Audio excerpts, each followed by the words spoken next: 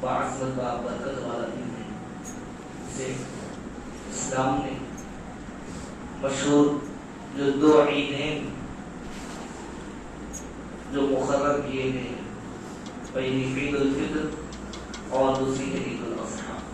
یوں تو جمعہ بھی عید کا ہی دن ہوتا ہے، مگر یہ دو دن کی خاص فضیلت ہے اور خاص اللہ تبارک و تعالیٰ نے ان دنوں میں انعامات بھی عطا فرمائے ہیں۔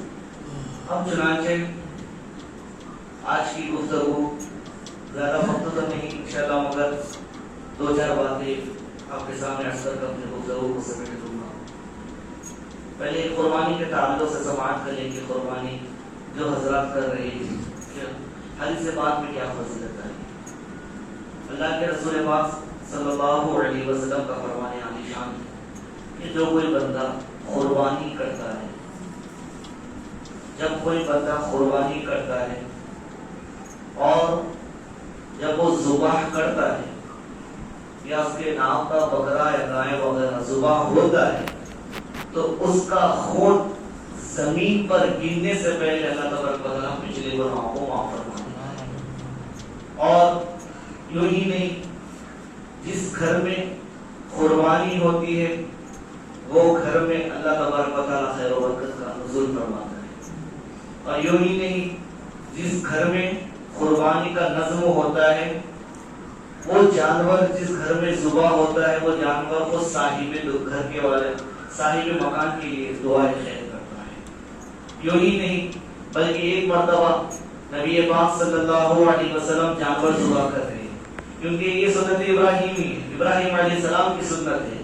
چنانچہ رسول پاک صلی اللہ علیہ وسلم ایک مرتبہ جانور ذبح کر رہے تھے تو سیدہ فاطمہ الزہرا رضی اللہ تعالیٰ عنہ کے بھی نام سے قربانی ہو رہی تھی۔ نبی پاک صلی اللہ علیہ وسلم فرماتے کہ اے فاطمہ اٹھو اور دیکھو اور گواہ بن جاؤ، کیونکہ جب کوئی بندہ اس کے نام سے قربانی ہوتی ہے تو اللہ تبارک و تعالیٰ اس کے سارے گناہوں کو معاف فرما دیتا ہے۔ سیدہ فاطمہ الزہرا رضی اللہ تعالیٰ عنہ فرماتی یا رسول اللہ صلی اللہ علیہ وسلم، کیا صرف یہ سادات کرام کے لیے ہے کہ ہر کسی کے لیے؟ نبی پاک صلی اللہ علیہ وسلم فرماتے ہیں سب سے پہلے سادات کرام کے لیے ہے، پھر ساری امت کے لیے۔ محترم سامعین کرام، تو قربانی کے تعلق سے بہت سے فضائل آئے ہیں اور قربانی کرنے کا اصل مقصد ہے کہ اپنے نیک خواہشات کو ختم کر۔ اس طرح سے اللہ تبارک و تعالیٰ نے ابو الانبیاء حضرت سیدنا ابراہیم خلیل اللہ علیہ السلام پر جس طرح سے آزمائشیں ہوئی، جس طرح سے آپ پر امتحانات لیے، وہ آج ساری دنیا کو معلوم ہے۔ ابراہیم علیہ السلام پر پہلے تو جان کا لیا، پھر مال کا لیا، پھر اولاد کا لیا، جب جا کر اللہ نے سارے فرشتوں کے سامنے کہا کہ وَاتَّخَذَ اللَّهُ إِبْرَاهِيمَ خَلِيلًا، کہ بے شک ابراہیم اللہ کا خلیل ہے، ابراہیم اللہ کا دوست ہے، تو وہ کس طرح سے دوست کہلاتے ہیں؟ یوں ہی نہیں کہا جائے بلکہ محترم سامعین کرام، ان کو ابراہیم کو اللہ کا خلیل بننے کے لیے آگ میں ڈالنا پڑا، تو ابراہیم علیہ السلام آگ میں خوشی خوشی چلے جاتے ہیں۔ بلکہ ابھی یہی نہیں ہوتا، ابراہیم علیہ السلام کو اللہ نے خوب دولت عطا فرمائے۔ جب اللہ اپنا امتحان لیتا ہے تو ساری دولت کو اپنے لٹا دیتے ہیں، پھر جا کے خلیل کہلاتے ہیں۔ بلکہ ابھی یہیں پر ختم نہیں ہوتا، جب اللہ کا خلیل بننا ہوتا ہے تو سیدنا ابراہیم علیہ السلام پر جان کے ساتھ ان کی اولاد کا بھی امتحان ہوتا ہے، اور اللہ کی محبت کے لیے ابراہیم خلیل بننے کے لیے اپنے بیٹے کو ذبح کرنے تک تیار ہو جاتے ہیں۔ اور جس کا ذکر میں نہیں بلکہ کوئی کتاب نہیں بلکہ اللہ کی کتاب قرآن پاک خود گواہ ہے کہ ابراہیم اپنے بیٹے کو ذبح کرنے کے لیے تیار تھے۔ یاد رکھیں محترم سامعین کرام، انسان کو تین چیزوں سے بہت محبت ہوتی ہے۔ پہلے اس کو اپنی خود کی جان کی بہت محبت ہوتی ہے کہ میں سلامت رہا تو یہ سارا جان سلام، میں سلامت ہوں تو سب چیز میرے لیے ہے، میں اگر سلامت ہوں تو سب کچھ میرے لیے ہے۔ اس طرح سے ظاہر سی بات ہے اگر ہم بیمار ہو گئے بیڈ پہ رہے تو سارے گھر کے لیے بوجھ، دنیا کے لیے بوجھ بن جاتے ہیں۔ اگر ہم سلامت رہے تو ظاہر سی بات ہے ہم گھر کے لیے بھی کر سکتے, دنیا کے لیے بھی کر سکتے, ہر چیز کے لیے کر سکتے. یعنی انسان کو سب سے پہلے جس چیز کی محبت ہوتی ہے وہ خود کی جان کی ہوتی ہے. اور اللہ نے سب سے پہلے ابراہیم علیہ السلام کا جان کا ہی امتحان جو مشہور ہوئی واقعہ ہے کہ جس طرح سے ابراہیم علیہ السلام نے جو وہ بتیں جو جہاں پر سارے نمرود کی قوم بتوں کی عبادت کرتی تھی, بتوں کی پوجا کرتی تھی, بتوں کو اپنا معبود سمجھتی تھی, ویسے لمحے میں ابراہیم علیہ السلام اللہ کا وحی کرتے تھے جہاں پر سارے بت پرستی تھے مگر اللہ کا بول والا بولنے والے, اللہ کی عبادت کرنے والے یکتا ابراہیم علیہ السلام تھے. تو ویسے لمحے میں ابراہیم علیہ السلام سارے بتوں کو ختم کر دیے, یعنی کہ کلہاڑے سے سارے بتوں کو مار کر ختم کرنا. تو وہاں پر جس طرح سے جب یہ واقعہ پیش آیا تو نمرود اور اس کے ظالم لوگوں نے ابراہیم علیہ السلام کو جو سزا دینے کے لیے کہا تو سارے لوگ کہنے لگے کہ ابراہیم علیہ السلام کو آگ میں ڈالا جائے. یوں تو ہر کوئی اپنی اپنی الگ الگ رائے دیا کہ کوئی کہا کہ انہیں پھانسی دی, کوئی کہا کہ ان کا سر تن سے جدا کر دے, مختلف بولے, مگر نمرود خود کہتا ہے کہ ان کو آگ میں ڈالیں. اور وہ بھی آگ کس طرح سے, اتنی بڑی آگ ہوتی ہے, وہ آگ جلانے کے لیے 40 دن لگ گئے. اور وہ آگ میں لکڑیاں ڈالنے کے لیے بوڑھا بچہ جوان ہر کوئی آتا آگ میں لکڑی ڈالتا. تو وہ آگ اتنی چلی کہ وہ آگ آسمانوں سے باتیں کرنے لگی. وہ آگ اتنی بلند اتنی طویل کرے کہ وہ آگ کے اوپر سے اس کے حصے کے اوپر سے اگر کوئی پرندہ جاتا تو وہ گر کر مر جاتا. اتنی طویل آگ لگائی گئی. اب وہ اتنی آگ لگا دی کہ آگ کے قریب سے کوئی بندہ جا نہ سکتا تھا. اگر آگ کے قریب نہ جائیں گے تو ابراہیم علیہ السلام کو کس طرح سے آگ میں ڈالیں گے. تو ایک مسئلہ پیش آیا. تو وہ لوگ ایک ترتیب نکالے جسے منجینی کے کہا جاتا ہے, عام الفاظ میں گلیر. جس طرح سے گلیر چھوٹی ہوتی ہے پتھر مارے تو آگے جاتی ہے, تو بڑی منجینی بنائی.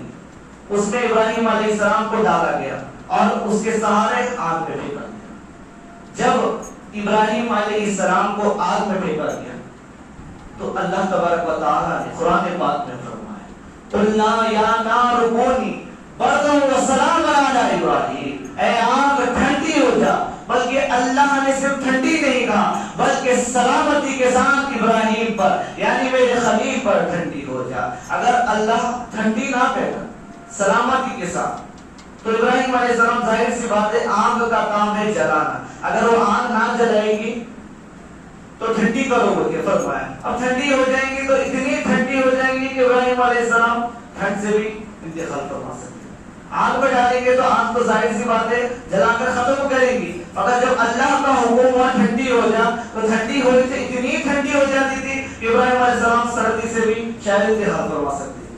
مگر اللہ نے فرمایا قلنا یا نار کونی بردا و سلاما, سلامتی کے ساتھ ابراہیم علیہ السلام پر ٹھنڈی ہو جا.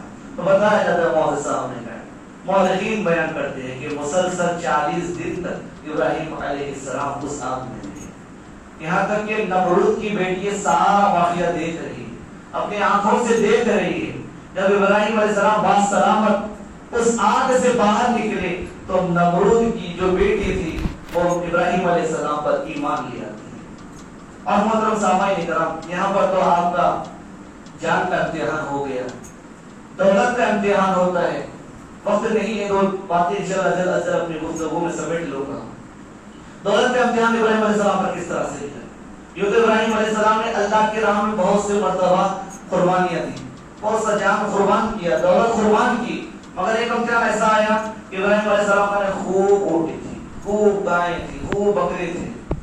جب ابراہیم علیہ السلام اللہ کی عبادت کرتے, جانوروں کو ریوڑ کو دیکھتے تو فرشتے کہتے اے اللہ تیرا خلیل تو خوب عبادت کرتا ہے, یقیناً تو نے جس کو خلیل بنایا ہے وہ بڑا برکت والا ابراہیم.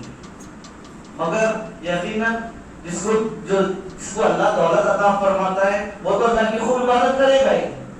تو ابراہیم علیہ السلام کے ابراہیم علیہ السلام کے تعلق سے بھی فرشتے اللہ کو کہتے ہیں. تو اللہ فرماتا ہے جاؤ ابراہیم کا امتحان ہے.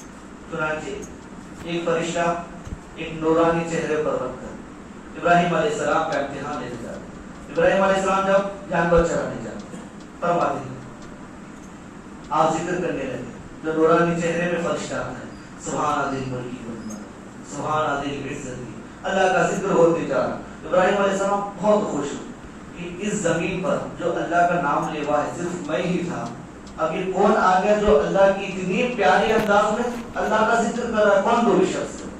تو ابراہیم علیہ السلام کا جب یہ ذکر سن بہت خوش ہوئے، چنانچہ واس کے پاس جاتے دیکھتے کہ سفید داڑھی بزرگ شخص ہے اللہ کا ذکر کر رہا ہے، تو فرماتے ابراہیم علیہ السلام کہ اے شخص تو کون ہے جو اللہ کو، جو میرے اللہ کا اتنے پیارے انداز میں، اتنی میٹھی انداز میں اللہ کا ذکر کر رہا ہے؟ چنانچہ تو مجھے اور سنا، جب ابراہیم علیہ السلام یہ الفاظ کہتے ہیں تو فرماتا ہے، وہ فرشتہ جو انسانی چہرے میں آتا ہے فرماتا ہے کہ مجھے ذکر کرنے کے لیے کچھ معاوضہ ہونا، تو کیا ہونا؟ تو یہ سارے جتنے بھی ہوتے مجھے دے دو۔